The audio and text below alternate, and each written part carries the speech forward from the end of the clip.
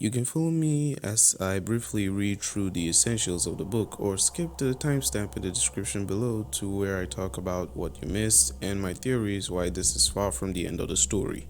Make sure to subscribe if this is your first time on the channel. Also make sure to hit that like button if you love what we're doing, or it's cool if you don't like it, you can dislike it as well. Also make sure to share it with your friends, family, enemies, whoever. That being said, let's get started. In the end, they had to move. They had to run. They had no choice. They had no hope of winning, for death was absolute. This all began with Darkseid's ambition of controlling the will of all living things. But there's a saying, without free will, you are no different from a tool, a machine, a non-living thing, dead. And his ambition turned death into a virus. At the roof of a building, a few survivors look up, smiling with hope, thinking they're finally saved, but unknown to them, their doom was in fact wearing the face of hope. In the Fortress of Solitude, Wonder Woman has devised a way to stop Superman, deducing that he's vulnerable to both kryptonite and magic, so she does the most logical thing one can do in a situation like this. She fuses kryptonite with her magical sword and marches out with Cyborg and Green Lantern Black Canary to face arguably one of the most powerful beings in the universe. The safe zones in Gotham Jungle and Themyscira are ready to evacuate the planet when a tempest is seen heading towards Themyscira. Due to the island's magic, it should be difficult, if not downright impossible, to find Themyscira, but because they lifted the seabed along the beach in the previous issue, the island was no longer hidden.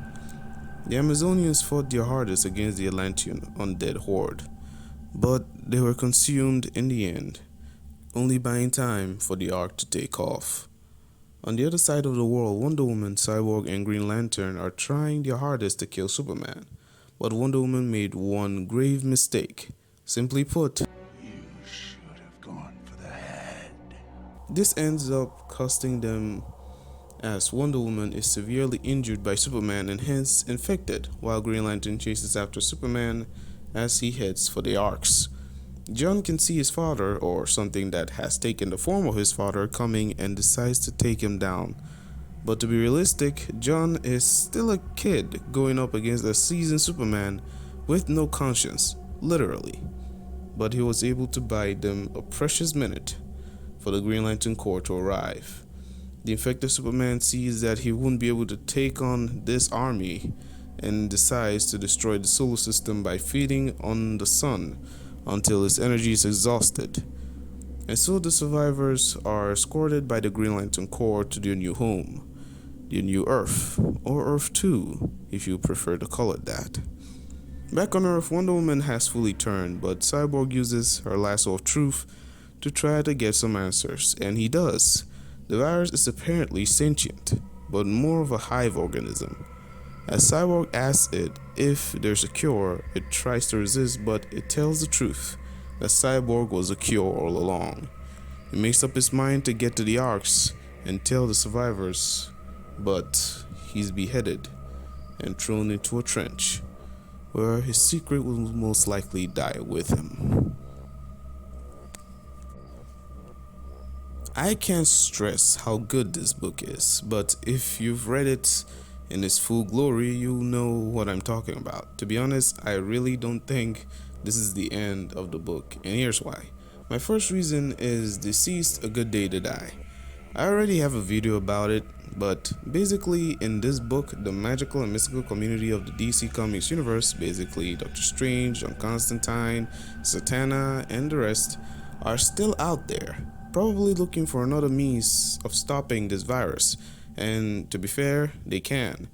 Now keep in mind that technically they don't know how this started, but they could go back in time and stop it if they could find the source, aka Cyborg. And that's my second reason, Cyborg.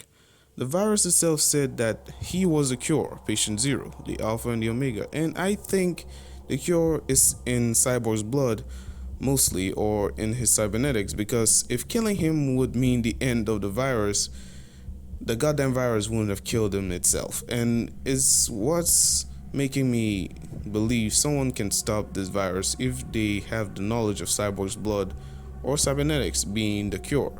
But to be honest, the top geniuses in the world are all dead. Like Luthor, Batman, Blue Beetle, Mr. Terrific, all dead.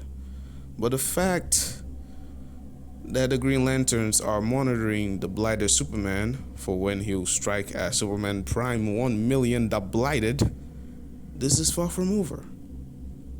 And believe me, this will pick up somewhere in the future.